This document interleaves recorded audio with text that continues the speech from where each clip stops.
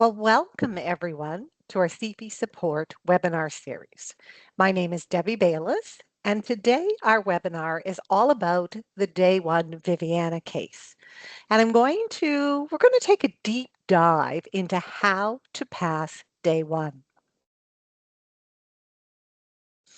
So first of all, I want to extend a great big thank you to CPA Western School of Business, CPA Ontario, and CPA Atlantic School of Business for their great partnership in ensuring that this valuable information is available to you as you prepare to write CFE in June. This webinar is going to be about an hour and 40 minutes, and then I'm going to open the floor for any questions that you may have. If you have questions during the webinar, please use the Q&A button. So again, please use the Q&A button, not the chat button. My colleagues in the background will answer your questions. However, they may choose to save some for our Q&A at the end. If, due to time constraints, we aren't able to answer your questions, please do not hesitate to reach out to your region or your province. I've included their email addresses here. Also, I know some common questions that are asked is this webinar recorded? Yes, it is recorded, and in a few days it will be posted in D2L on the home page for Introduction to Capstone 2 and CFE.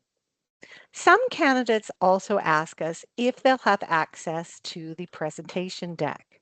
Unfortunately, you won't. However, the best benefit of a recording is you're able to rewatch it, stop it at any point where you feel like there's some valuable information and you want to make appropriate notes. So I want to remind you that you are instructed to consider and respond to the practice cases. So in this instance, to the cases that you're going to write as presented. Even though the circumstances described in the case may not be reflective of the current environment. So again, your analysis of the requireds, I'll use requireds and assessment opportunities interchangeably. It's going to be based on the case facts. So if there's no mention of, say, maybe tariffs now is having a negative impact on a few things, but there's no mention of it in the case, you certainly would not consider that in your analysis. What I'm going to review today is I'm going to spend a little bit of time going over the Viviana Capstone 1 case. And I'm just going to highlight the key components that you should be familiar with. I'm going to skip over that information fairly quickly because many of you, I believe, are rewriting this case. So you're very familiar with the Capstone 1 case and you've already written one Day 1 case. So I want to spend the time where it's going to have the biggest impact for you and help increase your chances of passing. So I'm going to spend more time when it comes to creating the situational analysis and outline and more time around the feedback guide instead. I'm going to talk a bit about the situational analysis. The great news is today, the case I'm going to be using is the Viviana Day 1 CFE case. So we're going to create a situational analysis and an outline for that case. So everybody has access to that case. Then I'm going to spend some time going through the feedback guide. I'm going to go through the feedback guide that CPA Capstone 2 education team uses because at least it'll give us a good idea of what the expectations are when it comes to passing Day 1. And then I'll open the floor for any questions that you have. So let's spend some time going over the Capstone 1 case. As you know, so from a background perspective, it was started by Nicholas and Viviana, husband and wife. They have 12 restaurants and they're located in Ontario, Nova Scotia, Alberta, and British Columbia. They're known for authentic Italian cuisine, casual cuisine, and serving homemade pasta, sauces, and breads. So in order to ensure that you can create your situational analysis quickly, it's important to memorize key components from the Capstone 1 case, such as the company's vision, mission, the values, and the industry's key success factors. As you know, you do have access to that case, to the Capstone 1 case, but you don't want to spend valuable time flipping through that information. And a lot of these items, you want to make sure that they're top of mind. So here you'll notice that I've highlighted the keywords, and those are phrases that you would look at and consider when you're determining whether implementing that option is aligned with the company's mission or vision. So I'm not going to read the full statement. Let's just concentrate on the most important phrases. So when it comes to the vision, fresh, authentic, and homemade Italian meals, traditional, casual, and welcoming setting. When it comes to the mission, authentic Italian cuisine, eh, dining setting, casual and welcoming, exceptional food and service, treating customers and employees like family to inspire loyalty. Always be on the lookout in day one. Have they changed any of it? Have they added some words? Have they deleted? Because you should always be guided by what happens in the day one case. So values, more often than not, they don't change. They might add a value. Again, let's just focus on the key phrases: integrity, honesty, and respect towards all our stakeholders and communities. Improve menus, processes, and customer experience. Prepare food from scratch using fresh and locally sourced food and beverage products. Key success factors. Those are the ones you definitely want to memorize because they're they're spread out in the Capstone 1 case. They're not easy to find. Let's focus on the keywords again. Access to a multi-skill and flexible labor force, proximity to key markets, efficiently controlling inventory to control costs, constantly monitoring and adapting menus and portion size to control costs, clearly defined market position and identifying target market. So what were the objectives and what constraints when it came to the Capstone 1 case? And as you know, some of these or all of them will be completely different, but it's always good to know what they were because periodically they aren't able to achieve it and they give you the same objective again. But always be guided by what's given to you in the day one case. So in Capstone 1, they they wanted to achieve these objectives by 2028. So achieve annual revenue of 50 million, increase operating profit margin to 7%, diversifying revenue to include at least one more revenue stream, to increase discretionary cash flow to 2 million, and then they defined how to calculate that. For constraints, there weren't any bank covenants. You should always be in the lookout for that. Nicholas and Viviana, they wanted to start redeeming their 10,000 preferred shares, and they wanted to start doing that at the end of 2026. And they wanted equal payments over 5 years. So be in the lookout and see if that's something that needs to be done when it comes to the day one, because that would impact the company's cash flow. Now let's talk about the objectives for a second. When it comes to the objectives, you should always discuss whether implementing that option, whether it'll help the board achieve their objectives. For example, if it increases revenue, it's going to help them achieve their objective, even if it doesn't get them to 50 million.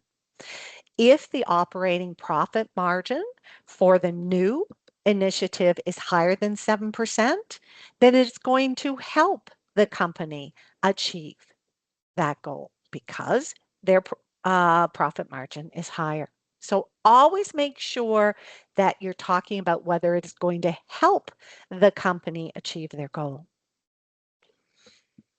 So as I said, anytime you're analyzing a strategic option, you need to talk about it in the context of, will that implementing that option help? And I'm going to talk about that even more and show you a structure that you should use that'll increase your chances of always doing that. So when it comes to your SWOT analysis, be guided by the information that's provided in day one. So I'm really not going to go over the strengths because, again, for the most part, you're very comfortable with the Capstone 1 case. One of the things, though, is when you're doing a SWOT analysis, a pestle analysis, or a qualitative analysis, so you're identifying the pros and cons, you cannot simply just state the case facts. You have to answer the question, so what? Explain what the potential positive or negative impact is to the company. So let me give you an example.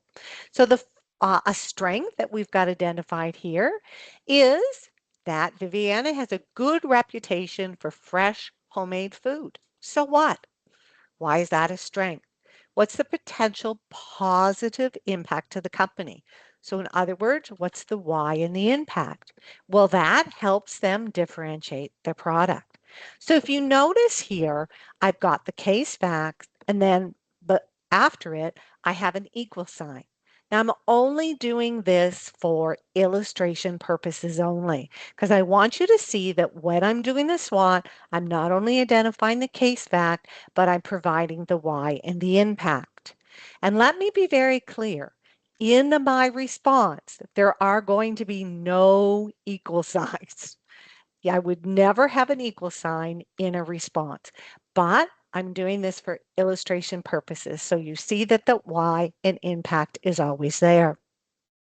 Now for weaknesses, I have several of them highlighted because they all have an impact to the company's chances of long-term success. So I want you to be on the lookout and see if these still exist in the day one case. They might not at all. So source local food and beverages.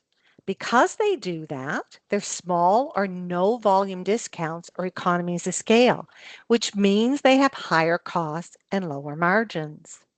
They have a single brand. They don't have a portfolio brand that offers different types of food and services. So that lack of diversification, that includes it increases the risk of reduced revenue because especially very important case fact is the demand for Italian food was declining. They have limited access to capital, which means that that's going to have a negative impact on the options and the number of options that they could do. Plus, because they have limited access to capital and they're looking at having to redeem, two of the shareholders want the redeem of the preferable shares, they need to retain a lot of that cash to pay those out. So opportunities, they should be always linked to the different strategic options you're going to analyze so that you can use that as integration. So the examples I have here, they all relate to the strategic options in the Capstone 1 case. Make sure that your opportunities are based on the different requirements that you need to perform in the day 1 case. So threats, again, I've got some of them highlighted. Just be on the lookout for them. There's intense competition. Well, so what? Why is that a threat? Well, that means that people are generally competing based on price, which, they must be more efficient to complete and retain and attract customers. It's a saturated market. So what that means is the only way a company can grow is they have to take away market share. And here is a big significant issue that impacts all the decisions that they make.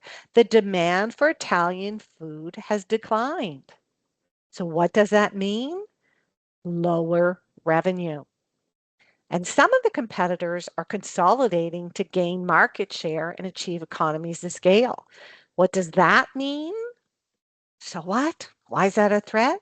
Well, it's more difficult for the smaller competitors to compete on price. And that's where Viviana falls.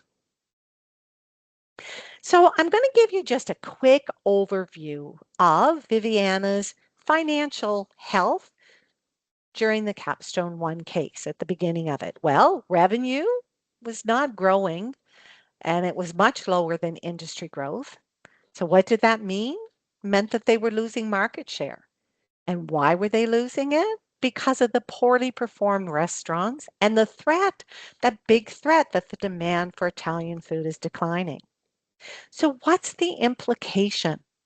What that means is, all things being equal, revenue is going to continue to decline, especially if demand for Italian food continues to decline.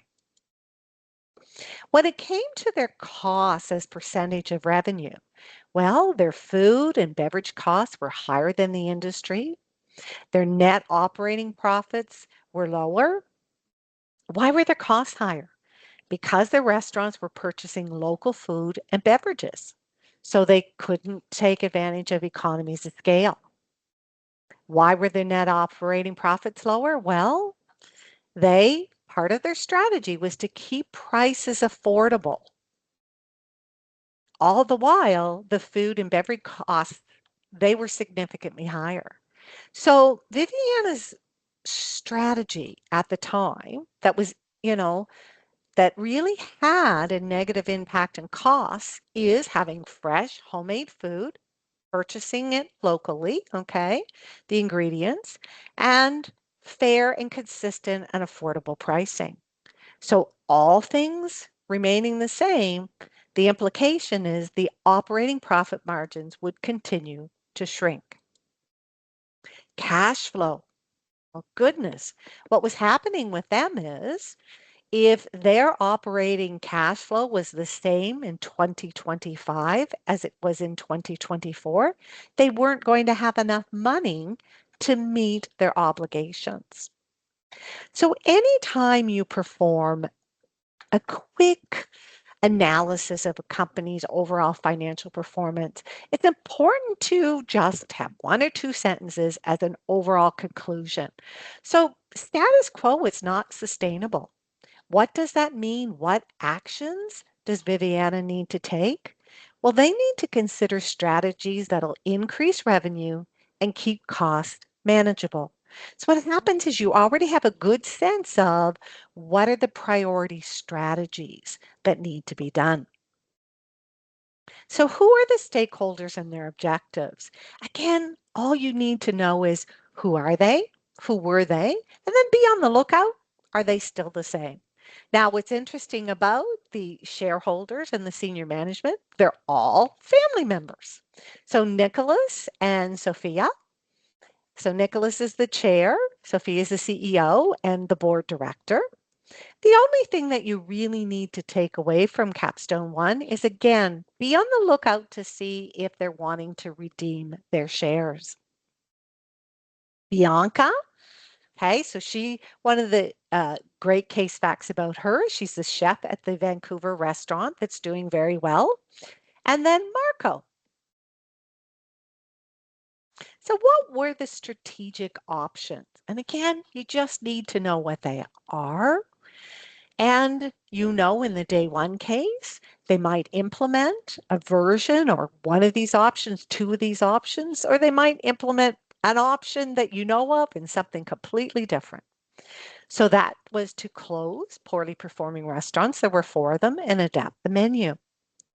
Another one was to acquire Nikita's Bowls, okay? And that was a quick service Asian restaurant. Another option was manufacture and distribute Viviana's vegetable pasta sauce. And the last one was to open ghost kitchens with Taste of the World. And that there were two options where Viviana could rent, fully equipped kitchens, but they staff the kitchens, they prepare the orders, or the food could be prepared. The other option was the food could be prepared in a multi-brand kitchen that's owned and staffed by Taste of the World. So again, just know what those options were.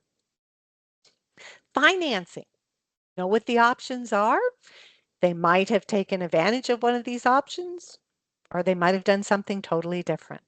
So if they had decided to manufacture the pasta sauce, then they could take out 3.5 million, have the equipment financed through the financing company. They also had a line of credit and they were able to borrow up to a maximum limit of 1.5 million. For the operational issues, again, the day one case will tell you, it might tell you that some of these have been resolved. There might be no comment about it, or there could be an instance where some of these issues still exist and it's something you need to address. So there was an ethical issue where Pierre was giving away free liquor and meals to his friends and families for a 5-star rating. There were some issues when it came to inventory control.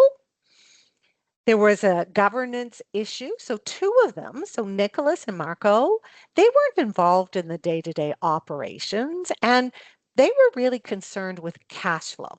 Okay, Marco wanted those, he wanted common dividends paid out. Nicholas was wanting to make sure that the company had enough cash flow because he wants to redeem his shares.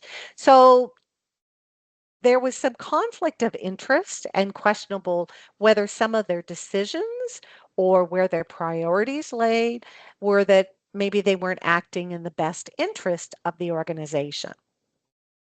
To automate the bread making using breadobotics, so that would have improved the margins and profit. They asked you for advice on the formal tip sharing policy.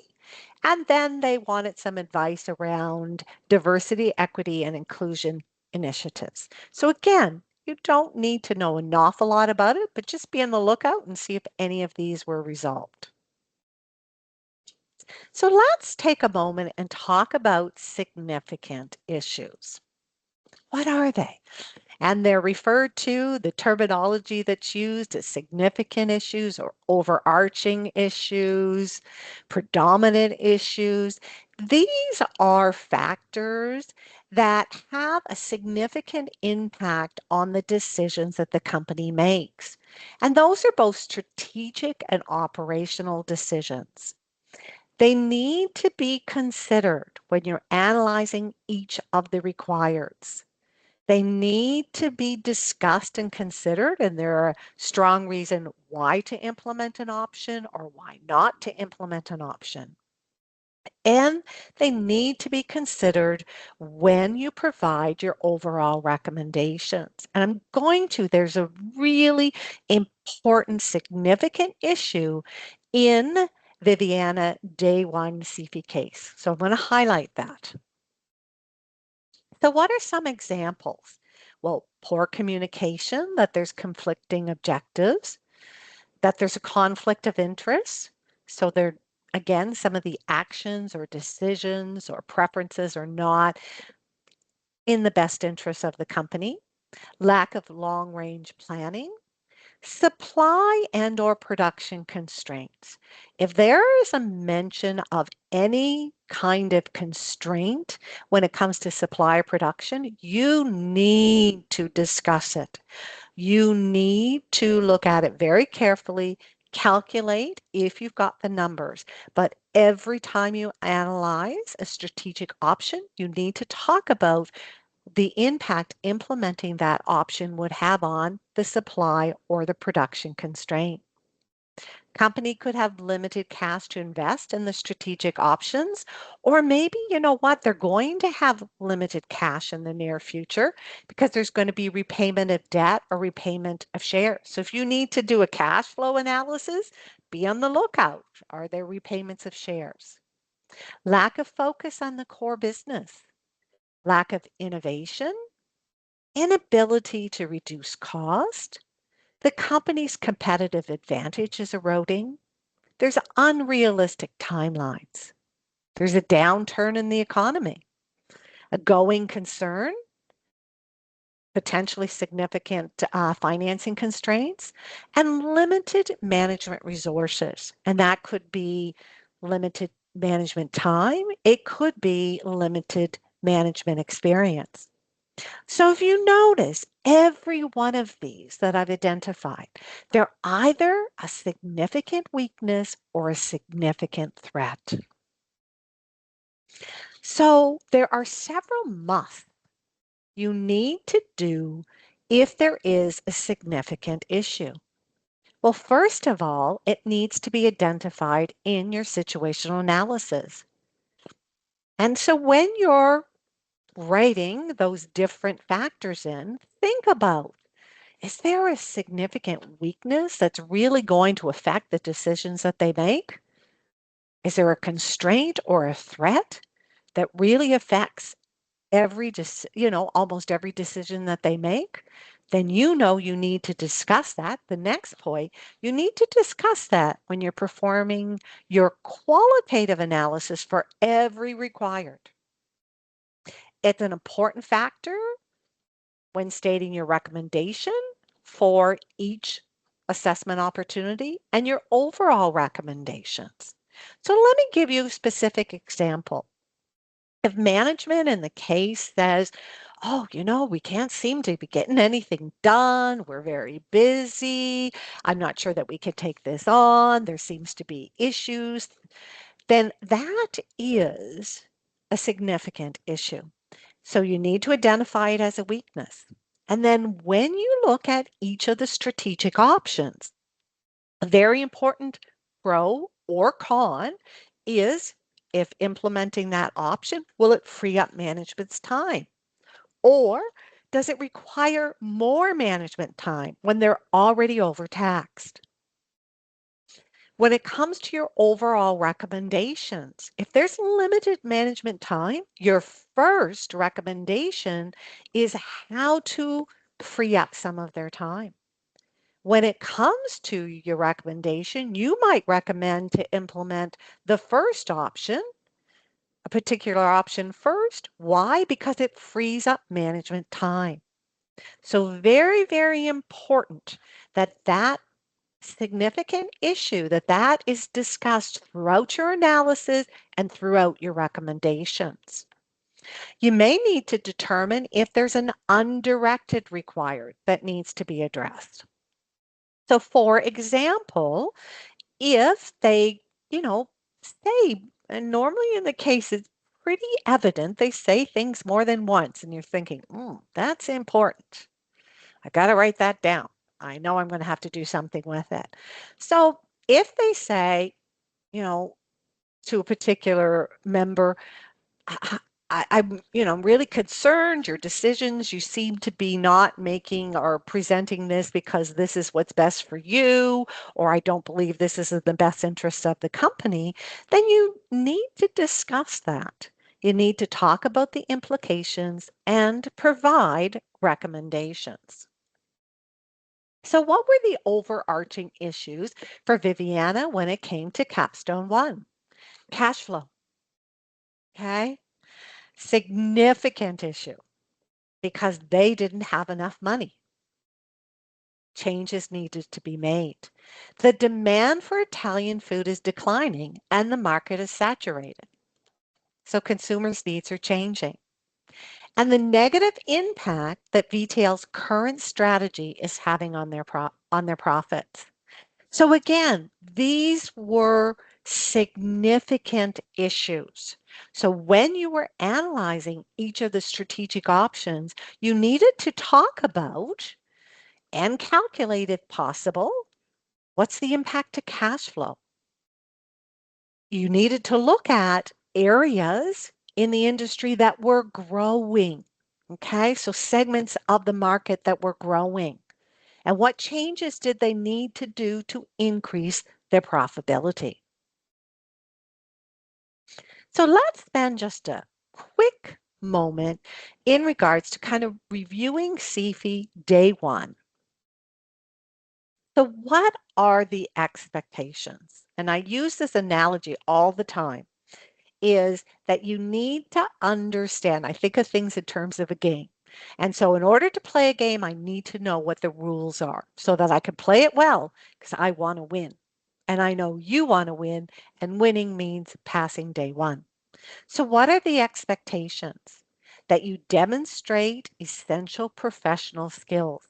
And that means including professional judgment, your ability to synthesize information, think on your feet, because you know what? They could have implemented an option you've never heard of. The internal and external environment in most instances are very different than what they were. Periodically, there's still some commonality, but there could be very different scenarios. So you've got to, within that information, you need to perform a relevant analysis. And that means you need to fine tune into what are the critical factors that you need to consider when it comes to strategic decision making. It's also about highlighting the internal factors. So the company's mission, vision, values. Internal is the strengths and weaknesses, and the external environment.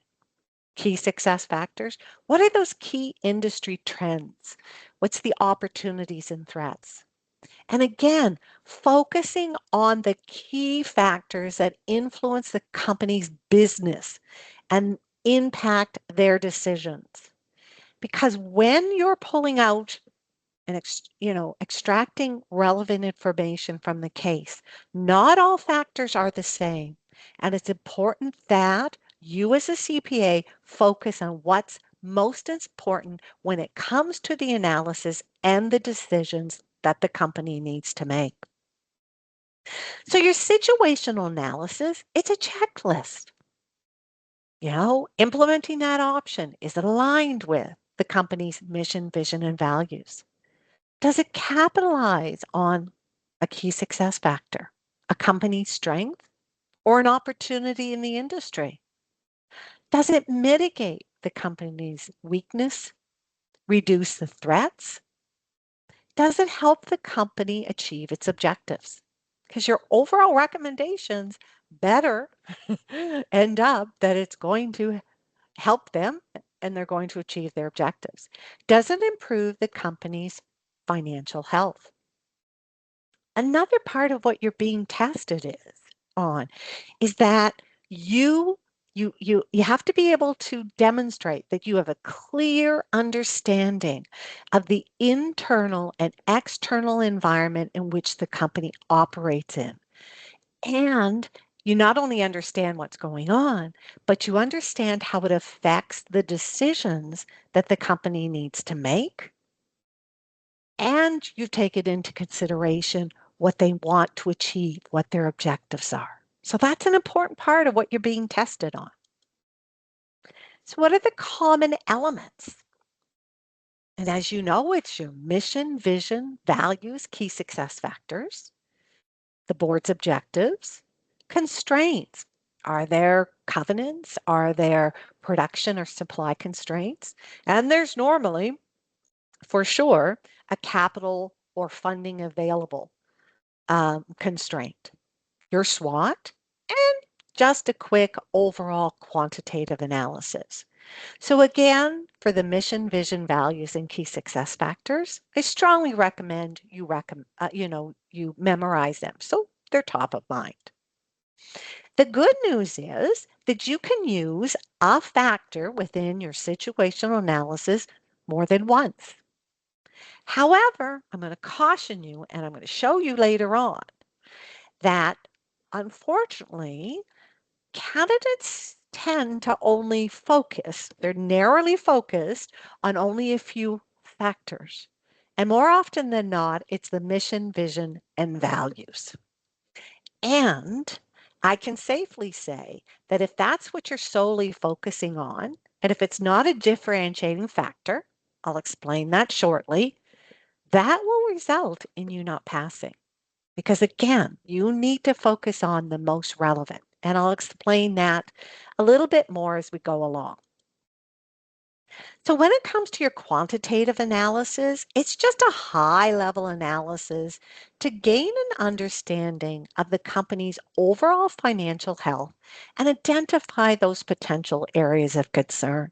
Because once you've identified those areas of concern, then you already have an idea where they need to focus. Even before you know the specifics about the options, you at least have an idea of where they need to focus. So if there are quantitative objectives, how is the company performing against those objectives now? If they want to increase their operating profit margin to 49%, well, you need to know what's it at now. If there's different divisions, or in this aspect, different restaurants, and you're given different information, then which restaurant or restaurants represent the biggest percentage of the revenue when it comes to profit margin. Are there certain areas that are contributing stronger or having a negative impact?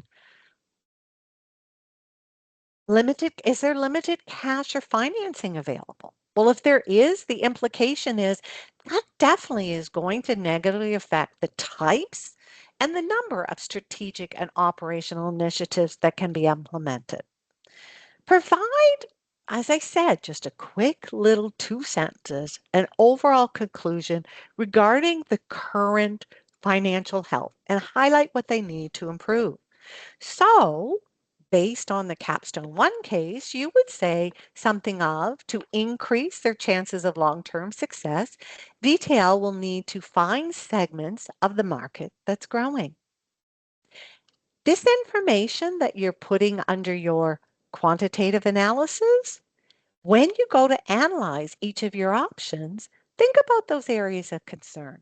Is it going to improve the company's overall financial health?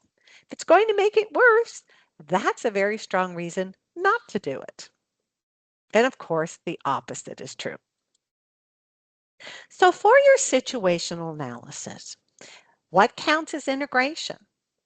As you know, your situation analysis is the first part of your response. Whatever's there doesn't count unless you use that particular and those particular factors within your analysis, whether it's your quantitative or qualitative analysis of those different requirements. And each time you use it, it's counted towards one of the integration requirements. You can't just simply state the case facts. You need to talk about how's it relevant and what's the impact it would have on the decision. So include that why and the impact. So when you're doing your SWOT, try and include the why and the impact that, how it would relate to a particular required if it's an opportunity. And or how it would impact the board's objectives. For example, if there's an increase in customers buying manufactured products from popular restaurants, that's an opportunity. And then what you would say is, so implementing the manufacturing the pasta sauce would capitalize on this opportunity and increase revenue. So relate it back to the required and or the board's objectives if you can. So let's just drill down a little bit more and look at it from when you're performing your qualitative analysis. What are the integration opportunities? Well, your primary focus and your primary consideration should be in your SWOT. Does it capitalize on a strength? Capitalize on an opportunity in the industry? Does it mitigate a weakness that the company has? Does it mitigate a threat? How does implementing that option, does it have a positive impact? Could there be synergies with the existing company? How about, is there opportunity for synergies with other particular options? That's called interrelationships. What about if you implement one, does that mean that therefore you can't implement another? And that happens a lot when there are supply constraints. So that's a con. Your secondary considerations are alignment or partial alignment with the company's mission, vision, values, or key success factors. More often than not, the options are at least partly aligned with some of the wording. Some of the wording within those statements, you know what, they're not fully aligned with. But unless an option is totally against who they are, what they do, or a value that they have, it's not a differentiating factor. If they're all partly aligned in some way, then, well, that's not going to affect your decision at all. So you're only going to spend time talking about alignment with mission, vision, values, and key success factors if it's a differentiator. Okay? Focus on the SWOT and the interrelationships. So let's spend the next while creating a situation analysis and an outline for the day one CFE case. So this is Viviana, day one CFE case. But I want to be very, very clear here that this information I'm giving you is for illustration purposes only. The Board of Examiners have published that case, but they haven't issued a marking guide. So this is not the solution. I am extracting information that's given in the case. I've spent quite a bit of time going through the automated PARs, and I've identified where key challenges that candidates faced. And I'm going to highlight those. But in no way am I saying what I'm sharing with you is the solution. So bear with me, because I'm going to bring up here.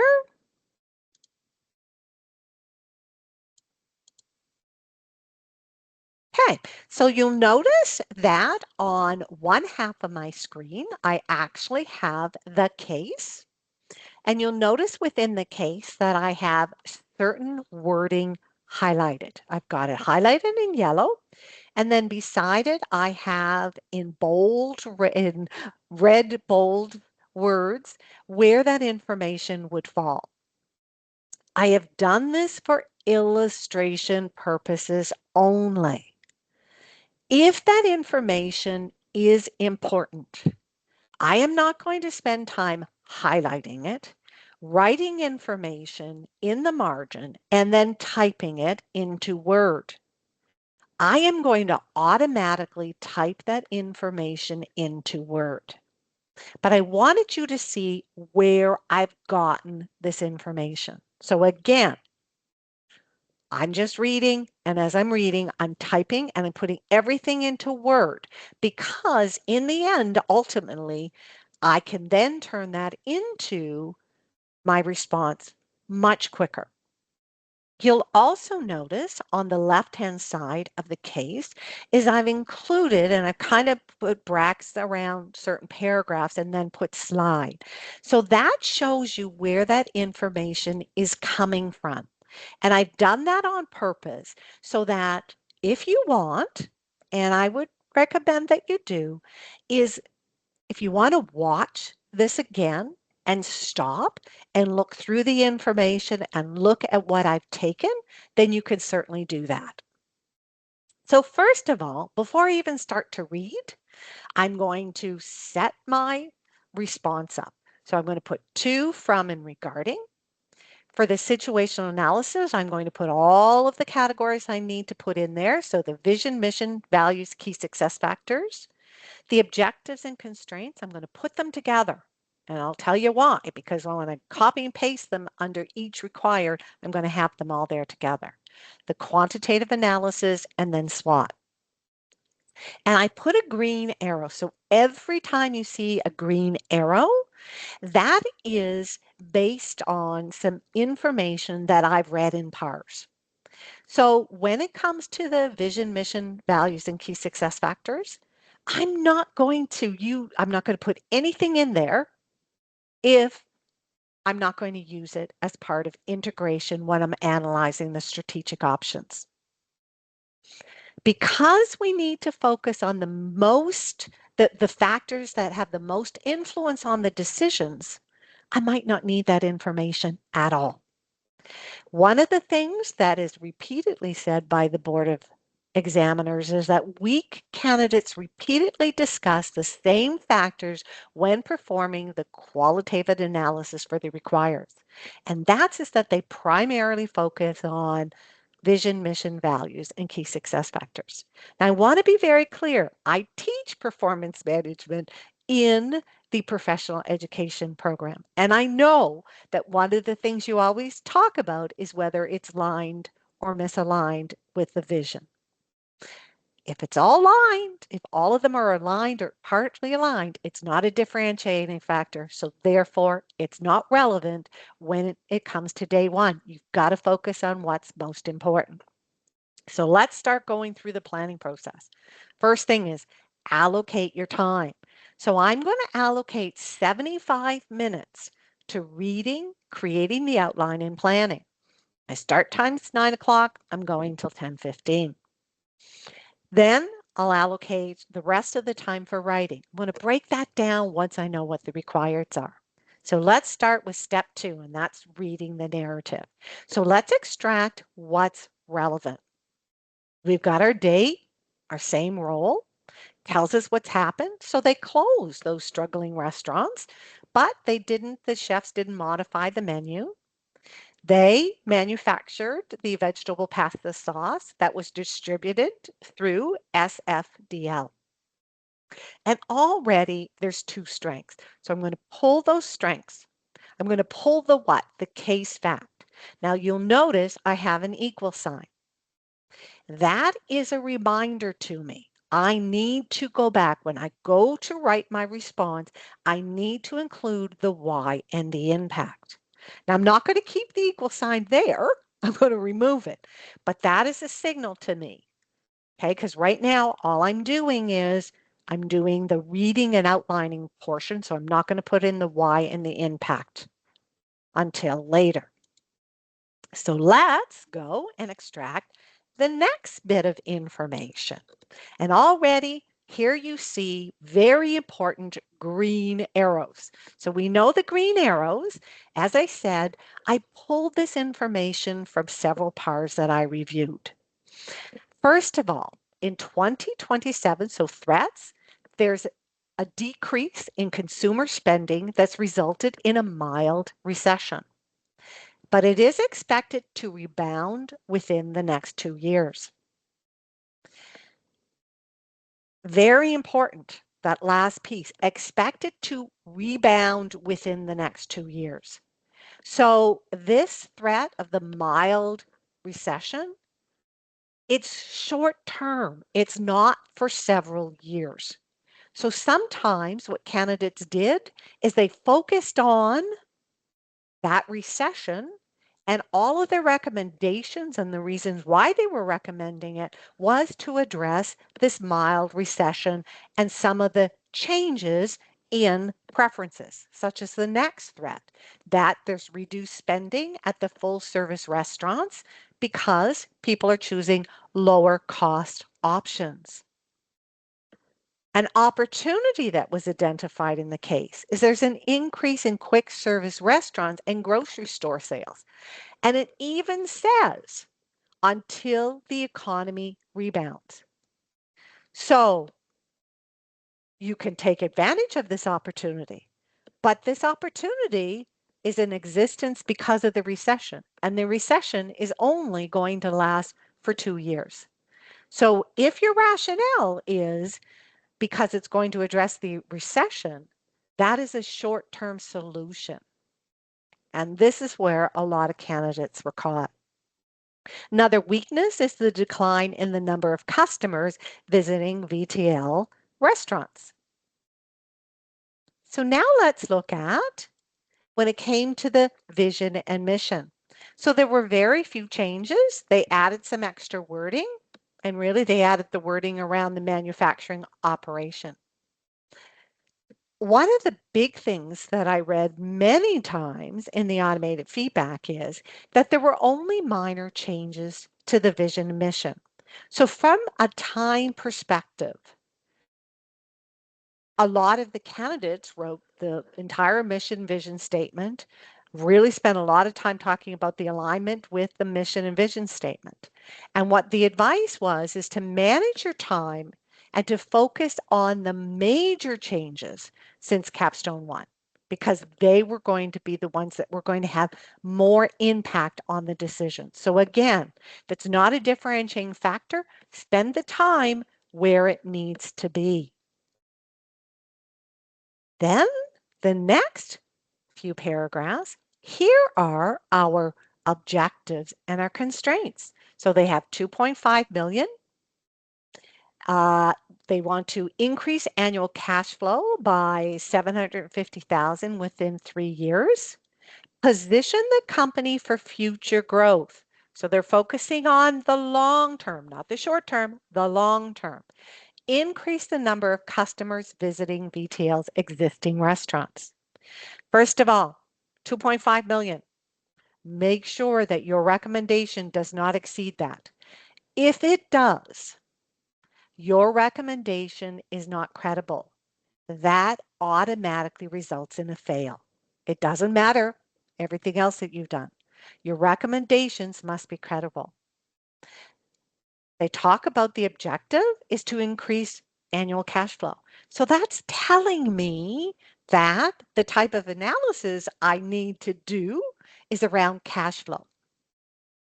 The focus is future growth and increasing those number of customers getting into VTL's existing restaurants. Critical. Any time and every time you analyze a strategic option, you need to talk about what is the impact to those objectives. It could be a very important reason why you recommend implementing that option or why you don't recommend that option.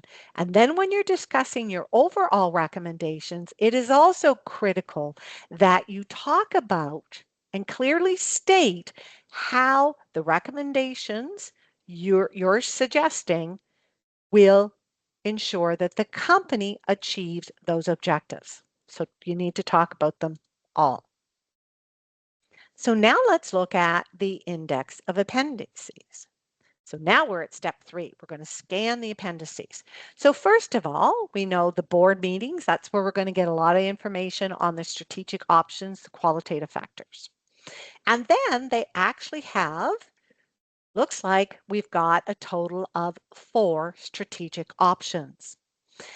If you notice, sometimes they'll have like financial information, which is normally a trigger. Oh, okay, I'm going to have some numbers that I can crunch for my quantitative analysis.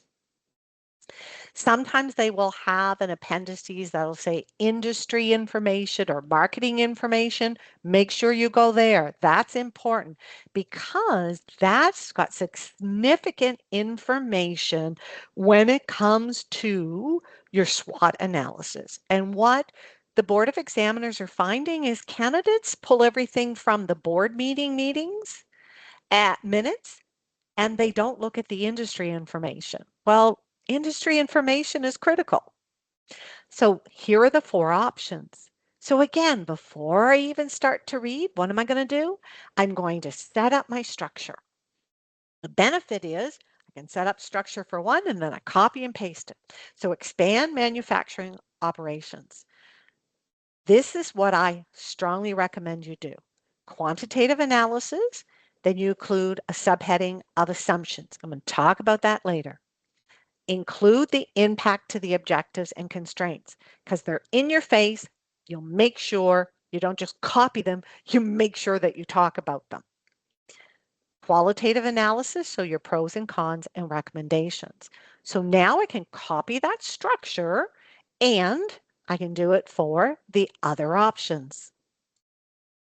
So now let's start extracting. And I want to spend quite a bit of time on the first case fact because this was where candidates went awry. Okay, this was a problem. So within this paragraph, there's a lot of information and there's a significant threat. There's a significant issue. So there's a drought and it says that it could last for years. That is going to have a significant, and it is now, and it will continue to have a significant impact on supply and quality. And what's that doing? That's impacting VTL's entire operations because tomatoes, that's the main ingredient. And they're saying that because supply is short, prices are going up. Okay? What happened is candidates focused on prices for tomatoes were going up. That's not the significant issue. The threat is that there's a supply shortage. The shortage is driving the prices up. So every time you analyze a strategic option, you needed to talk about how that impacted supply. Would that mean that additional supply would be needed? Would that give them additional supply? Because right now, it's questionable about whether Viviana is going to be able to get the supply that they need for their current business, let alone for additional strategic options. Competitors are producing, right? They're purchasing from Canadian farms who are unwilling to enter into long-term contracts. And a weakness is Viviana was like, hey, we're just going to have short-term. And now they're not able to lock in supply and prices. So very, very important. So let's keep going. So here's some strengths. So the manufacturing vegetable pasta sauce, it's doing good. It's gaining popularity. There's a strong working relationship with SFDL, and they want to expand the current distribution agreement. So here we're starting to get some information about our first strategic option. So expanding the manufacturing operation. So again, here's integration opportunity. So one of the pros is there's a strong working relationship with SFDL. And you'll notice I put bracket strength. And I do that very specifically because again, I'm thinking in my head, okay, how many times have I done integration here? And it's very clear to the marker, hey, I understand that this is a strength and that's going to capitalize on that strength. So that is integration. So anytime you see a blue arrow, that means that that was an integration opportunity. And because this another pro is, well, let's, add more and expand. So because the current agreement with SLDL is going to expire shortly. So we want to make sure that that relationship continues. That is another good pro. Okay, so let's extract some more information here. So we're going to take all of the information and under quantitative, so what they're saying is ideally they'd like 2 new pasta sauces, but you could add just 1. So I'm putting a note to myself, okay, so I'm going to have to look at and analyze 1 versus 2. So we've got marinara or béarnaise, and then marinara is the most popular. Here's another integration opportunity. So it's not only promotes VTL's brand, which is a strength, but brings new customers into VTL. That is 2 examples of integration, strength, and I forgot to put bracket objective because that's one of the objectives.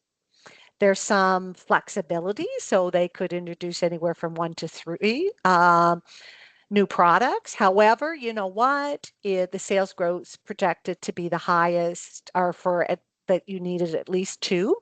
And you notice again, I'm always including that equal sign, and I'm doing that because I need to remind myself, okay? I will never meet the depth requirement, which is explaining that so what and including the wine impact, I've got to put that in. I've got to make sure that's there. They already have 2 sauces that work well. And then the con is if they introduce less than 3, well, it's unlikely that the large grocery stores will carry the sauces. So again, I've extracted the relevant information.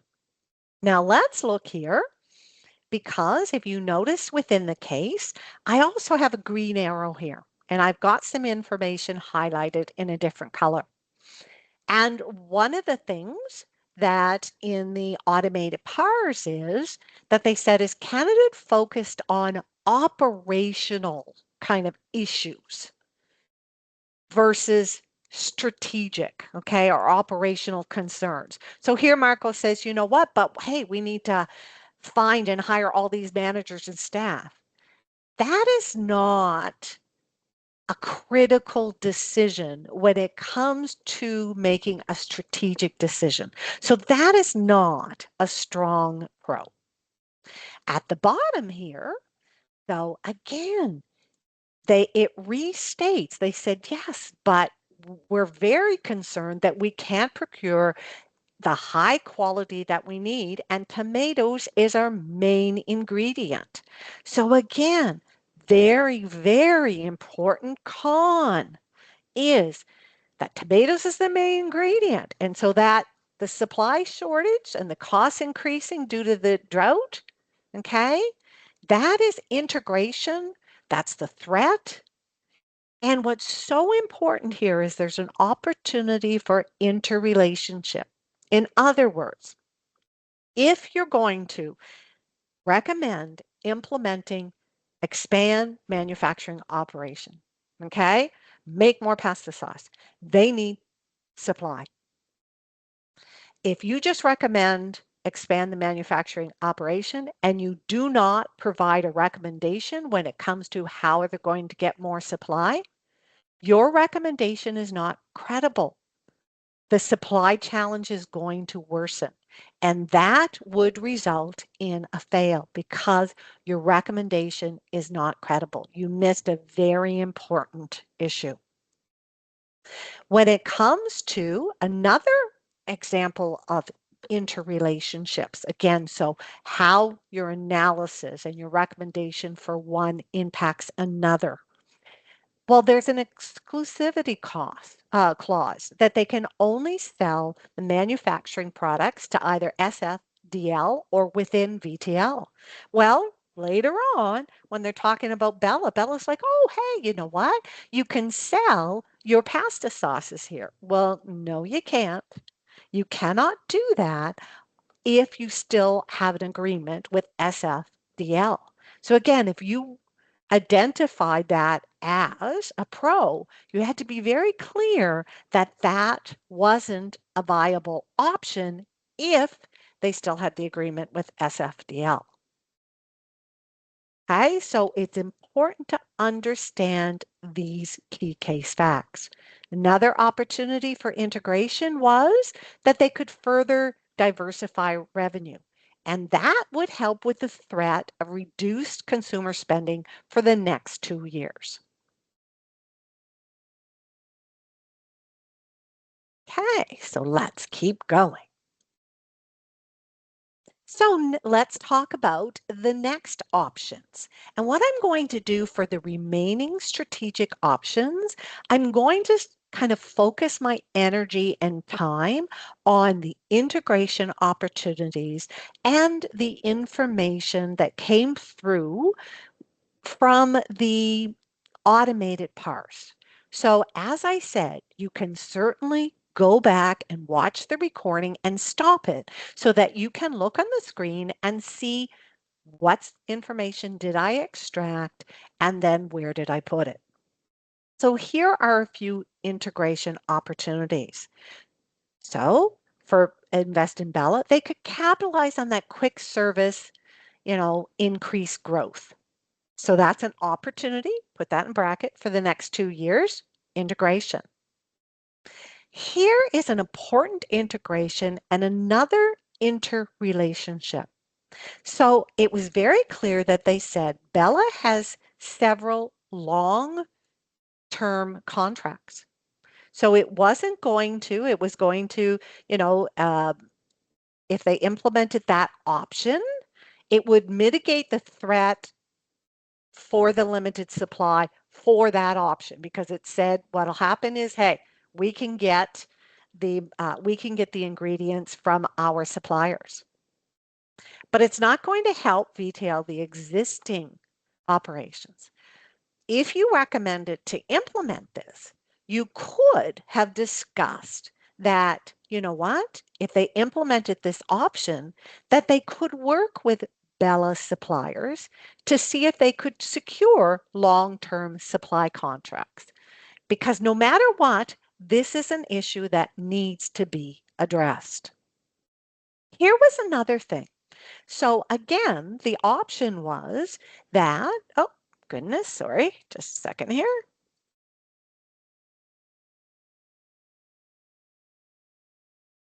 So the investment was going to be 20% of Bella's outstanding shares for 2 million.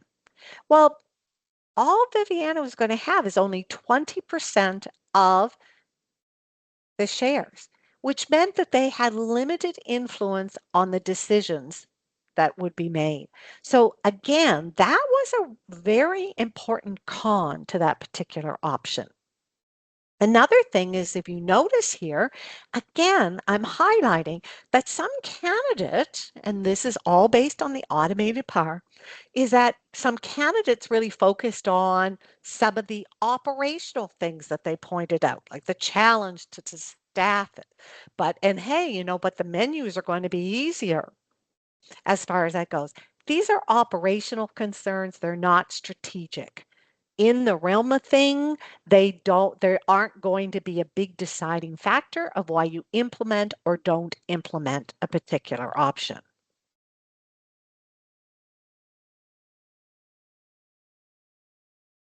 Hey, more integration opportunities when it came to Bella. So again, this was an opportunity to diversify the revenue. Great integration opportunity because that's going to reduce the threat of reduced consumer spending over the next 2 years. Another thing is Bella has an expansion plan that's going to include 2 additional locations. Ah, that is going to help with future growth. That's one of their objectives. Great integration opportunity. Very important, as I said, about the opportunity to display and sell the sauces. Oh, you can do that. That's the last sentence there. Well, but you need to point out that that's only possible if the agreement is not extended with SFDL. That's an example of interrelationships. And then because of that expansion, they said, oh, we're going to raise the funds, we're going to sell shares. An important factor was not only did they, they were going to buy only 20% ownership. But then when Bella expands, that 20%, they're going to sell more shares. So now they're 20%, their ownership's going to be diluted. Also, key considerations when it comes to whether you're going to recommend that option or not. So now let's look at our next option. So the retail boutiques. So what are some integration opportunities? Okay, there's lots of case facts here, but I'm just going to focus on integration and the areas that maybe were missed. So ready to eat meals, that's going to capitalize on that opportunity for the increase when it comes to quick service restaurants.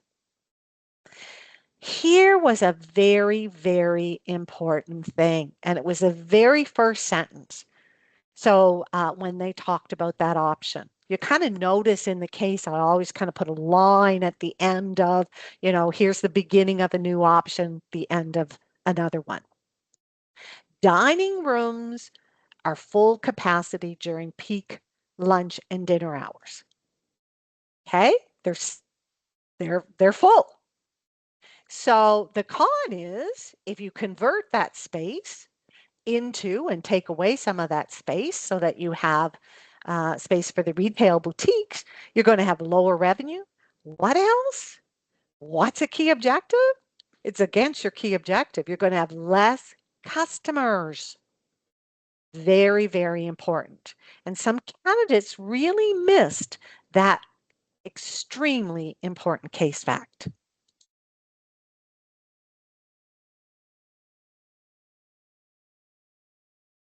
So, another example of integration, and it talked about it right in the case, that if Viviana invested in Bella, well, they could apply those key learnings to opening the retail restaurant, right? The retail operations. Here is a big con, and how people applied it wasn't always effective. So I wanted to provide you with a very specific example. So it could negatively impact the restaurant's atmosphere.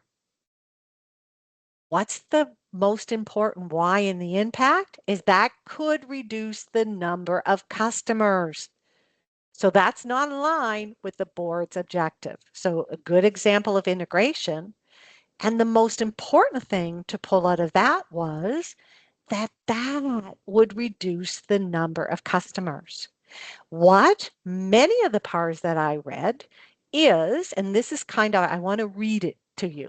So again, candidates were focusing on alignment or misalignment with key phrases within the mission, vision, and value, opposed to the more important thing of that's not going to help them achieve their objective. So you stated that customers would need to be turned away during peak hours, which does not align with the VTL's mission and vision of being welcoming to customers. Although accurate, it would be more important to advise the board that scaling back the size of the restaurants to add retail boutiques was a permanent solution to what is expected to be a temporary problem, given that the recession is expected to be short, but the reduction in capacity of the restaurants would be permanent. So let's drill down a little bit more here. First of all, the, the most important why and impact should have been related to the objective. And more importantly, it was understanding that recession, which they clearly said at least 3 times that it was only for the next 2 years, was not permanent. It was, as recessions, as it happens, we do make our way through it. But changing the dynamic of that floor space and taking away prime floor space is a permanent choice. It would be a lot of money to bring it back.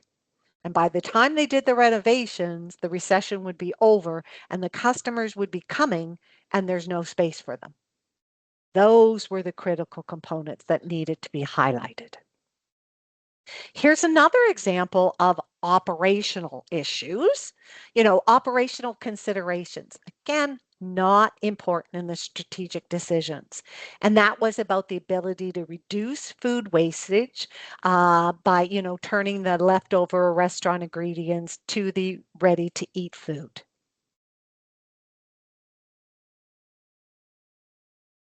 Okay, so our last choice. So Vita, very, very important. Oh, let me just go back here. So I've hauled out, there's been some integration opportunities. So it's an exclusive supply agreement. What? They don't have a long-term agreement. This address the threats, it address a weakness. Very important pro. The main export is tomatoes. They need tomatoes. That mitigates the threat of the supply shortage. Okay? Very, very important. Those are very two strong pros.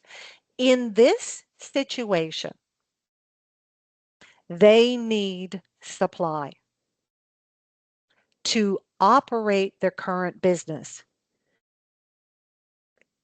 They need it for most of the strategic options that they're considering. Something needs to be done around supply. Supply was mentioned over and over and over again.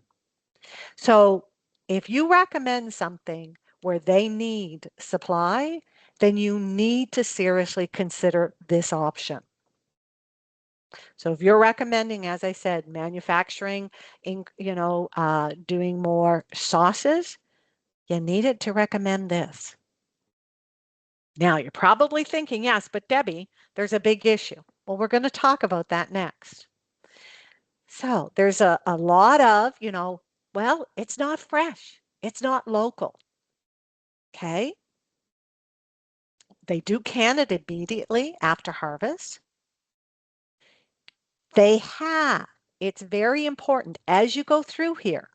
It says, we have done this before. Okay. I go down here somewhere. Yes, they have done it before. This is extenuating circumstances. So given the severity of the supply shortage, and although it's canned, it's still throughout all the case facts, it's high quality tomatoes, okay? It's a reasonable compromise based on the supply shortage and that the drought is expected to last years. So saying that, it's not fresh, it's not locally produced, so not going to recommend it is short-sighted. Something needs to be done. So very, very important. Some other integration opportunities is that SDFL, they're interested in distributing Vita's products. Okay, so that's an additional revenue stream, which again helps with that learn-to growth objective. Good one. Another important fact that some candidates miss is there's access to additional supply if needed. What? So they can not only get what, initially that they're asking for, but they can get more. That is going to mitigate that threat of the supply shortages. And what it's going to do is it's going to provide them with additional opportunities, options. Very, very important. Okay, so now we're going to look at the different appendices. But because of time constraints, I'm just going to look at the appendix for the first option. So in this aspect, what I would do for the appendix with the quantitative information, because we're now at step 4 where we're reading the appendices and organizing the case facts, is this is where I would highlight the quantitative information. I'm going to put in my outline the page number as I'm reading through. Oh yeah, cash flow analysis, that's exactly what I need to do. I know that I've got option A, B, and I need to do a sensitivity analysis, okay, between if it's cost of 20% or 35%. Assumptions. I'm going to pull up any of the critical assumptions that I need to discuss, and I'm going to pull out any of the qualitative information. So assumptions, you're not going to state what the inputs are. That's part of your quantitative analysis. That's all identified in Excel. In the case, if there's specific information that says, you know what, or alludes to that the cost could be different, then I need to talk about why could this cost be different and what would the impact be to my quantitative analysis? Because the board needs to know, okay, so you're saying the cash flow is going to be this amount. Great, that's going to work. But how reliable is that? Assumptions drive that. Are there key assumptions that could be different and what would the impact be? Do not say if the assumption is different or if this amount is different, then the result would be different. That's basic math. You are a CPA.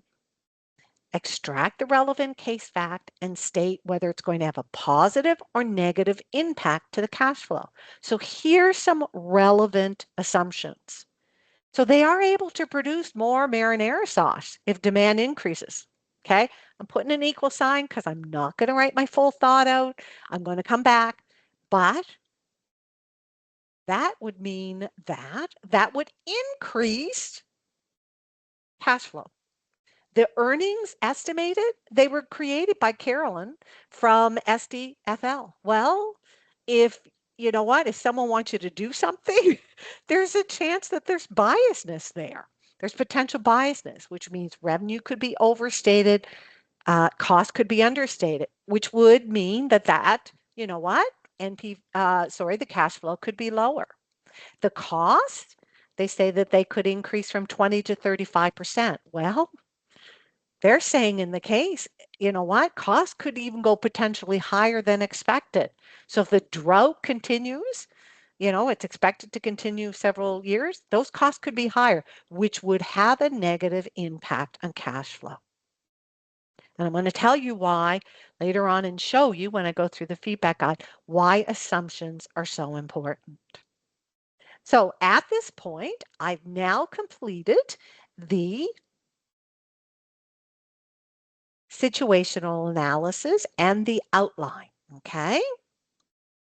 So let's do the remaining. As I said, you know, you would do the rest of the exhibits, but I just wanted to show you it, go through everything for the 4 options and then go through just the first appendices for the first option. So take a step back. Think, are there significant issues? Yes, there is.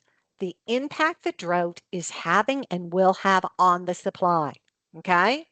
It's the supply shortage. That's the big problem, not the price increase. It's the supply shortage. The prices are increasing because of the supply shortage. Plan what you're going to do. I already know what type of quantitative analysis I need. Got that information.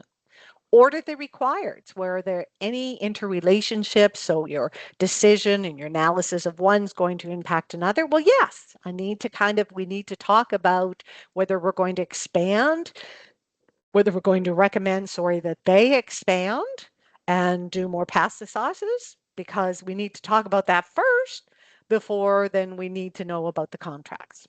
And then we're going to allocate the time. So the order in which they were given is the order in which that you can do. That's not always the case. So be on the lookout, because sometimes they might have an operational issue or something in the middle there. And you want to address that at the end, okay? So make sure that you understand the order. Well, when it comes to your time allocation, you don't just say, oh, I've got this many minutes left, so I'm just going to divide it equally among them. No, how much do you already have in your outline? So let me show you here. This is the total outline that I've created, okay? Of course, what's crossed out is what I would delete. Now, this is more than enough pros and cons, and I've only done that again for illustration purposes to show you that there's more than enough. There's absolutely no reason why someone should not meet the breadth requirement, okay, which is the number of appropriate qualitative factors. There's lots there. So for qualitative analysis, it's not going to take me long. I just need to go back, remove that equal sign, and add in the y and the impact. So as I go through and I'm looking, when it comes to my time allocation, I'm going to expand the manufacturing. I need to do a sensitivity analysis. So out of the options, I know that I need to spend a little bit more time there. So I'm going to spend 35 minutes there. For Bella and for Vita, I'm going to spend 30 minutes. In retail, there isn't as much from quants, so I'm going to spend 25 minutes. I am going to take some time and specifically talk about the drought. Talk about that supply issue. Talk about the implications, how it affects their existing business and the decisions that they make moving forward. And I'm going to talk about that and I'm going to allocate 10 minutes. For your overall recommendations, I'm putting 20 minutes. I need to be very clear. You need to allocate at least 15 minutes for your overall recommendations. And shortly when I go through the feedback guide, you'll understand why I'm saying that. You cannot start your overall recommendations in the last 5 minutes. If you do, the chances of passing are very, very slim. I also include some time to review, which means I just quickly go through and make sure that I've answered everything that I needed to do. So that's how I would have allocated my time based on what I've done. Again, I spent more time up front reading, outlining, and planning, which meant I didn't need as much time for each of the requirements. So I want to take some time and talk about the feedback guide. There is no marking guide out for that particular case from the Board of Examiners. The CPA education team, they use a feedback guide, okay? It isn't, I'm using it for illustration purposes only. So the Board of Examiners report is really the only and sole source of truth when it comes to how CFE is actually marked. But what we do know is that candidates who do or tend to do well when it comes to the feedback guide that Capstone 2 uses, they tend to do well when they rate day one. So let's look at some of the fundamental principles. So how can you increase your chances of passing? Well, the key to passing day one is to ensure that you have a clear understanding of what the Board of Examiners is testing, and then you write your response accordingly.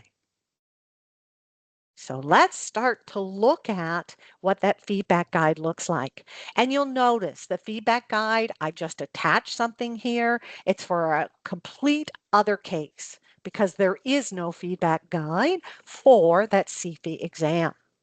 But what we know when it comes to situational analysis for integration, when you talk about your strategic options, you need to integrate 3 factors. For operational issues, if they are, 2 factors. For your quantitative analysis, calculate and discuss 3 ratios or 3 components of the financial statements. So again, you don't need to get a yes and achieve all of that in order to get an overall yes. And the goal is for each of the assessment opportunities, you want to get a yes. So for those of you who have written this exam, go back and look at your automated PAR. Most of the candidates will meet the expectations when it comes to integration. However, if you focus solely on the mission, vision, and values, it's not going to meet the integration requirements. You got to focus on the most relevant. That's critical. When it came to the qualitative and integration opportunities, the outline that I created, there were at least 2 to 5 examples for each. And there was more if you discussed if your why and your impact related to the board's objectives, or you discussed, which I gave you the format to use, so you should discuss the impact to the objectives under your quantitative analysis. So again, integration should not be a challenge. So let's look at the strategic options and let's look at what's the requirements for the quantitative portion. Okay, again, this is for a whole different case. But what happens is the key requirements are that you have to perform an appropriate quantitative analysis. It has to be linked to the objectives. Okay, so if they say that they want an ROI of 15%, you need to calculate ROI or calculate NPV and use 15% as the discount factor. Reasonable calculations, including notes. So again, you just need to include notes that if in your input number you have a formula. So if you've increased revenue by 10%, then you need to include that in your note. Because think about the markers looking at it and it's a PDF. Oh, so how come revenue is going up? I'm not sure what's going on. They can't ask you. You need to discuss the results in your memo. So sometimes it'll say reasonably calculate and discuss. If you say, see Exhibit 1, that's not discussed. So you could have had a great calculation, but you didn't discuss it. That results in a weak assessment, not a strong assessment. A category that's always there, at least on the feedback guide that the CPA Capstone 2 education team use, is other valid financial implications or quantitative considerations. What's that? That's the assumptions. That's why I'm telling you to use that format. And I know candidates that I've coached one-on-one, they're like, Debbie, I never see this format used. I said, no, I know, but it works because this is what they want to know. So you need to identify and discuss a few assumptions, not list in inputs, but a few assumptions that might be different based on case facts. State what that case fact is, and then state, will that have a positive or negative impact to whatever you're calculating? So in this instance, this example, these people performed those calculations. They didn't have the calculations, there were technical issues, so they got a partial on that. When we look at qualitative, what are they looking for? So in this instance, for this feedback guide and for the ones that the Capstone 2 use, you need to identify 6 relevant combined pros and cons. You need to have balanced discussion. That doesn't mean that you need 3 pros, 3 cons. It means that you need to look at both the positive and negative reasons why to do this. You can't just state the case facts. You need to discuss the so what. What is the potential positive or negative impact to the company? And try and relate that to the board's objectives. And don't forget to integrate 3 factors from your situational analysis. And where are we going to pull most of that information? Our SWOT and interpersonal relationships. Those interpersonal relationships among the required are a strong pro or con. So think about if there potential synergies, or if you do one, you can't do another. So when if you do discuss alignment with mission, vision, or values, you need to identify the specific phrase that's aligned or not aligned with and describe how it is aligned or not aligned. When it comes to key success factor, state the key success factor. Describe how implementing that option is aligned with the key success factor, but you also need to discuss the why and the impact. So the only time you don't need to discuss the why and the impact is for alignment or misalignment with mission, vision, or values. The rest of the time, always need a why and an impact. As far as breadth requirements, so meeting those 6, hey, we identified anywhere from 8 to 13 factors in that outline. Depth, don't forget the why and the impact. Many, many, many of the automated parts that I looked at, candidates failed because they didn't include the why and the impact. It's the easiest thing to fix.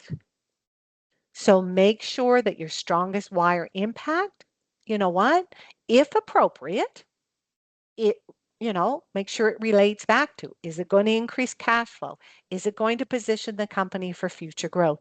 Is it going to increase the number of customers visiting VTL?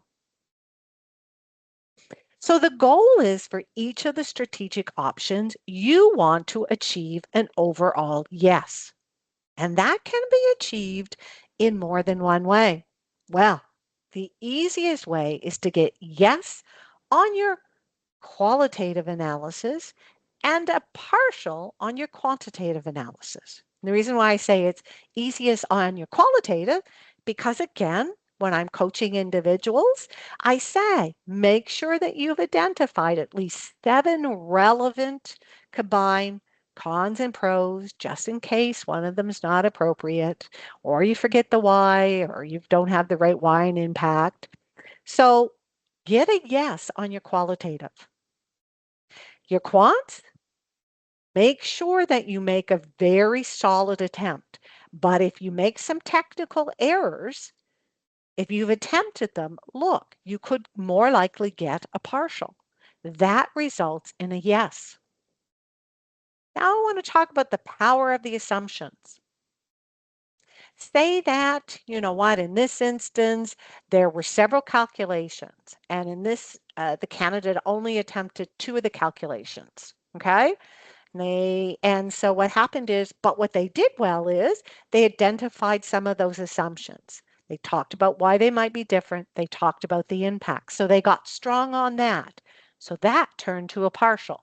They got the yes on their qualitative. So good. They got yes on that section. Same instance, but this candidate didn't talk about the assumptions. So now they have a no on their quantitative. They still have a yes on the qualitative. So now they've moved from yes down to marginal.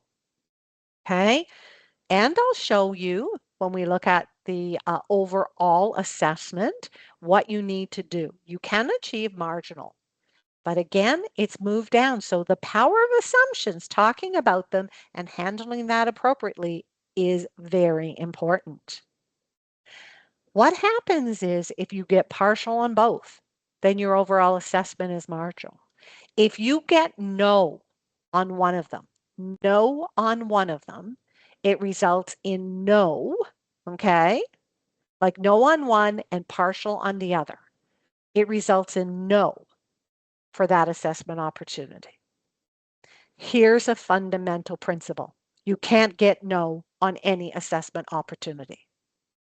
If you get no, it results in a fail. So that's an important principle to know. In other words, you need to complete all of the required to the best of your ability within the time that you're given. When it comes to conclude and advise, what do you need to do? Well, you need to provide an individual recommendation for each of the options, and that has to be supported.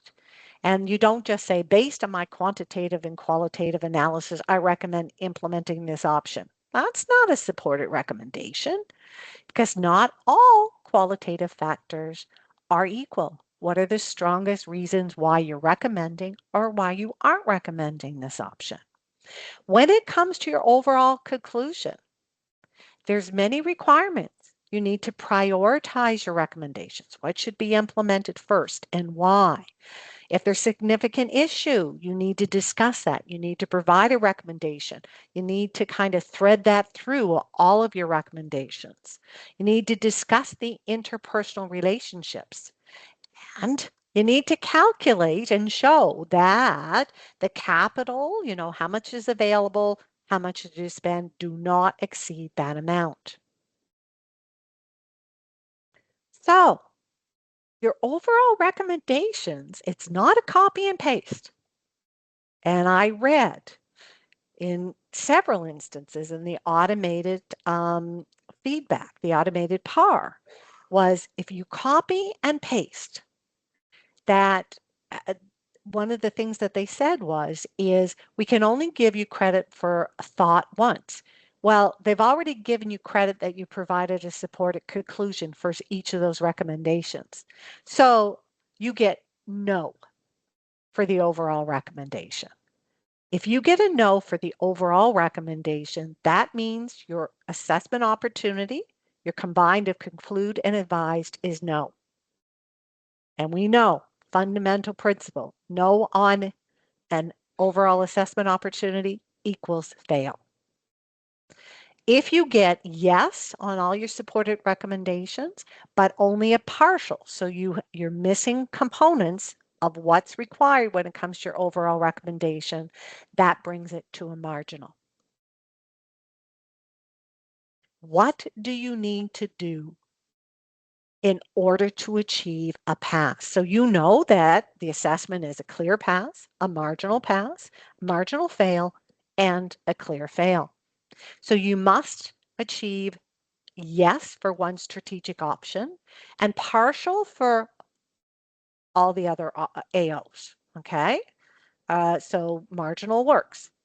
But if you receive a no on any of the AOs, that will result in either a marginal fail or a clear fail. If there is a significant or overarching issue, an undirected required, and you haven't addressed it at all, that would result in a fail. So again, I'm doing this to give you better knowledge. What do you need to do? Most of the time when I'm coaching one-on-one with people is they did not understand what they were being tested on and what they needed to do. So please take the time to understand this information because it really does make a difference when you write your response. So what this means is time management's critical, okay? In this instance, there were 4 assessment opportunities. It could have been 5 strategic options. Well, then you need to manage your time differently. Okay, if you don't finish something, then the chances of passing are very, very slim. So here's the importance of your overall recommendation. If you get a partial on that conclude, and that's because of your overall recommendations, you've gone from a clear pass to a marginal pass. If you get a no, doesn't matter that you've got yes on everything else. You're now a marginal fail. So your overall recommendations are critical. You can't do it in the last 5 minutes. The time that I'm recommending you to spend is valuable, worthy, and necessary. So when it comes to your overall recommendations, what are the key components?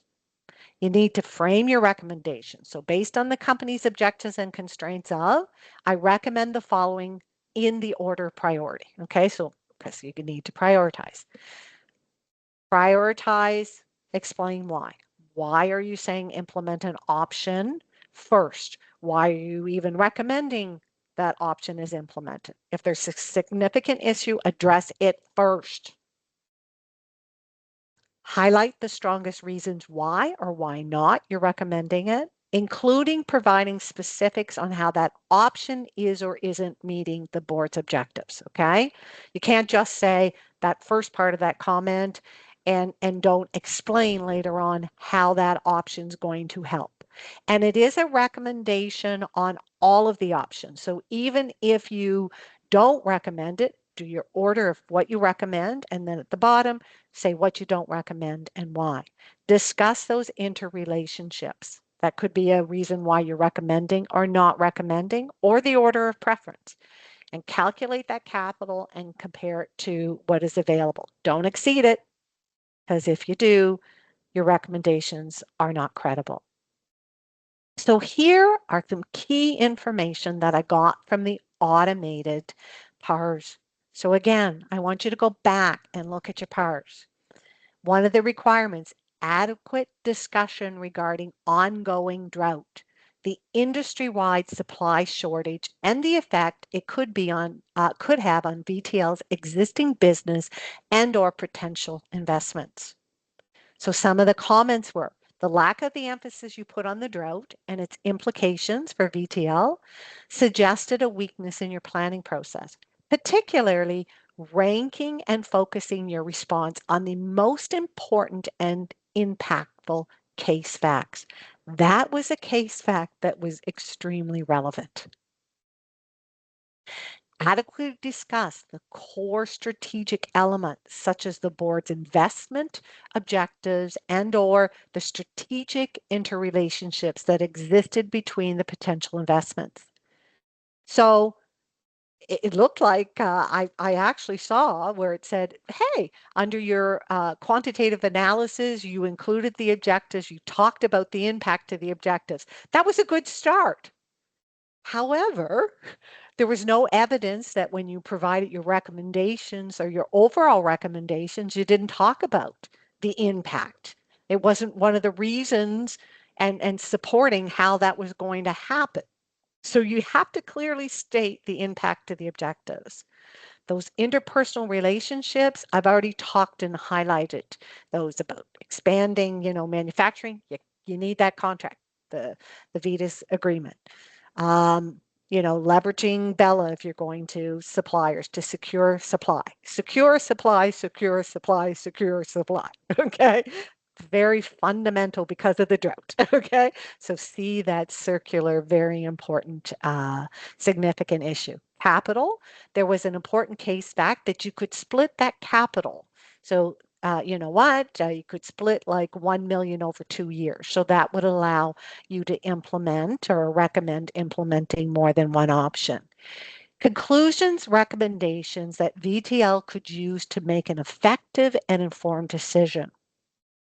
So what some of the things were that said the focus on the increased price of tomatoes instead of the lack of supply. Okay. So the direction, the focus was on not the most relevant information. Your overall recommendations would worsen concerns about the lack of supply, which could jeopardize VTL's future and the ability to achieve the board's objectives. So this is someone who obviously recommended to to expand the manufacturing of the sauces, but didn't solve the problem. So, as I said, I've shared with you feedback guides that the CPA Capstone 2 education team uses, but I've done it for illustration purposes only. What I'm doing is at least we can take out some fundamental principles. So I'm hoping that what I provided to you is a much better context of what do you need to do so that again, you write your response accordingly and you allocate your time accordingly. So what are the resources? Well, of course, you all have access to Introduction to Capstone 2. And so under the resources, you can get to the Board of Examiners report and you can get to that actual case. There are other day one cases.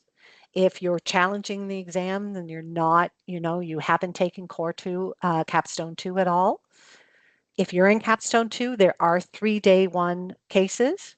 The version for VTL is there.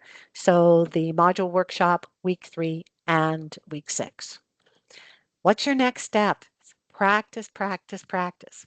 Spend time creating effective outlines, making sure that you're identifying those most relevant case facts. That is the best solution. That's the only solution that significantly increases your chances of success. So what they're going to also do, Mandeep is going to be, or if he hasn't done it already, he will be sending you a link. Please fill out the survey. We really value your feedback. And now I'd like to open the floor for any questions that you may have. All right. No, thanks there, Debbie, for the presentation there. So I have included the link to the survey. So we just ask everyone if you can kindly spend just about like a minute, it's like a minute or 2 minutes, provide your feedback on tonight's webinar and the other webinars in this series. That would be greatly appreciated on our end. But we'll spend about approximately 10 to 15 minutes on Q&A in regards to questions that you guys may have. We'll go to the top of the hour in terms of theirs. So just to answer questions that have come through. So a couple questions have already come through there, Debbie. So we'll start right away in regards to that there. So the first question, what I kind of did was summarize them into different buckets here in regards to that. So similar to last night's webinar on the other day one case. So the question came up on in terms of qualitative analysis. So I know you did mention this before in your presentation, but the candidates were asking, so what's the appropriate number of qualitative factors that they should discuss and what is needed to achieve depth and breadth? So kind of looking to see like, is just one or two okay, or do we need like 5 or 6? I know you chatted about there before, but Sure. just want to expand about that. No problem. Well, I know last night the question was, it related to, well, how many, kind of how many factors do we need under the SWOT analysis? There is no magical number when it comes to your SWOT analysis. It's how many of the most relevant case facts do you need when you're analyzing those strategic options. So again, as I went through, I extracted a lot of the case facts, but it became pretty evident that the most important information was around the threats and the opportunities. So you want to make sure that you have a good amount of those that are appropriate within your analysis. When it comes to your qualitative analysis for each of the strategic options, all that I can say is I know what the Capstone 2 guide, the feedback guide that they use, and they use that number of 6. I don't know if that's what they use when it comes to the Board of Examiners. I would make sure that I have more than the 6, just in case. But I'm going to make sure that I'm going to focus on the most relevant information, the most important factors that contribute. And it's not just about a number, it's also about making sure that, so if you have all kinds of facts, but they're not relevant, that's not a value added analysis. That's wasting your time. It's also about making sure that you include that why and impact. That's where most of the candidates fall short. If you use the best practice that I've shown you, you're going to see some themes that start coming up, and it becomes very evident what are the most important factors because they start repeating them over and over again. So be guided by the case, not by thinking, here's a magical number, and then now I'm going to move on. All right, perfect. No, thanks there, Debbie. And we'll go to the next question here. So, often on times, so candidates are performing a SWOT, they're doing their situational analysis, they prepare like a lot of time going through it, and then they just ignore it. No, Essentially there and just go straight to analysis of issues and so forth, etc. So just wanted to get your thoughts on how critical is it for candidates to link their situational analysis to the evaluation of the strategic alternatives and recommendations, especially for day one here. absolutely. So let's take a step back and what are they testing? So first of all, what they're testing is, again, that you have a clear understanding of the internal and external environment in which the company operates, that you've considered how that internal and external environment impacts the decisions that the company needs to make. So that means that it has to be in your analysis of those strategic options, that you've considered it when you provided your recommendations, and that you've considered it when you provide your overall recommendations, plus you've ensured that the board meets their objectives. So how important is the situational analysis? To integrate and include it throughout, both in your qualitative, your recommendations, and overall recommendations. It's critical. That's what they're testing. So it isn't a standalone document. There's a purpose for it. And think about it in the context of real life. When companies are looking at what their options are, and where they should direct their attention moving forward to ensure their long term success, the very first thing they do is create a marketing plan. And part of that marketing plan is a SWOT analysis. So, this is very representative of what you really do when you're strategically planning in real life. No, perfect there, Debbie. Yeah, it's one where you're not doing the analysis for the sake of it. You're actually using it to apply in your discussion. One of the reasons we're trying to emphasize this is in the Board of Examiners report, regardless of what day one cases they are, they talk about this pretty much every CV. In terms of that, there the importance of this there. So we just wanted to emphasize that here. All right, we'll go to the next question here. This one's more about a theme here, Debbie. In terms of relationship between Capstone One case and the Day One case, because I think for some it's not sometimes 100% clear. Like, oh, how much do you need to know from Capstone One? What can be carried forward, and should I use that over the Day One case facts and everything like that there? But I just wanted to get your overall, just high level overview thoughts on the relationship between both of those items, sir. Sure. So when it comes to the day one case, the information that I went through, that's all you need to know. You do not need to review the sample response, look at the quantitative analysis that they performed, what they recommended. You don't need to do any of that. So as long as you again, what I went through, that's all you need to know. Your analysis, your creation of your situational analysis is always guided by what is in the day one case. So don't spend a lot of time reading through the sample response, looking at the quantitative analysis, which is very complex, not something you would be doing on an exam. Just go back and review the information that I've summarized. That's all you need to know. And then focus on what's presented to you in the day one case. All right, perfect. No, thanks there, Debbie. And just a reminder for everyone, in terms of the version one case, where can you find it? It's Sure. actually located, yeah, in the Board of Examiners report for the May 2025 CFE. In particular, look at Part B, where it's under days 2 and 3. It's directly on the website where you can Yeah. see it there. So I'll just make a note there in regards to that. So yeah, Board of Examiners report, May 2025 CFE.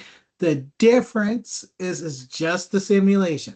So as Debbie mentioned there, there'll be no marking key, no marking guide. So what we presented here is just for illustrative purposes. So it's not the official solution. So just to let you guys know there. Another question's come up here, Debbie, and it's actually a pretty good one because it's terms of, because there's version one and then there's version two. So is there a relationship between version one and version two cases? Are they completely separate? How should they approach it? That like, do they need to know what's happening in version one in order to do version two? So that was the kind of a question that Oh, came up there. Oh, good question. First of all, version two is going to be something completely different. It's going to be, most likely they've implemented something completely different. The internal and external factors are going to be different. So no, what they had in version one has nothing, no correlation to what version two is going to look like. And for those of you who have been enrolled in Capstone 2 or, are enrolled in Capstone 2, when you see the different, the module workshop case is different than the week 3 case, and then the week 6 case is different than the other cases. So yes, they have no relationship at all. All right, perfect. Yeah, so just to let you guys know there. So yeah, it's one where that's why it's important to learn about the Capstone One case in terms of that. Everything's kind of derived from that there. So another question's come up. Debbie, this is more for clarification here because you talked about clear fail, marginal pass, and clear pass. So we just want to make sure this is clear here. Just in terms of the words I use there. But Sure. what is considered to be like a pass and a fail? Like, is a marginal pass actually a pass at the end of the day, Yes. or? Yes. All right. Yes, Yeah. absolutely. So if you receive a marginal pass or a clear pass, that's a pass. A marginal fail or a clear fail, that's a fail. So that's why I kind of wanted to go through and show you. I mean, ultimately, if you receive the word and it's got pass in it, I know that you're going to be happy, whether it's marginal or clear.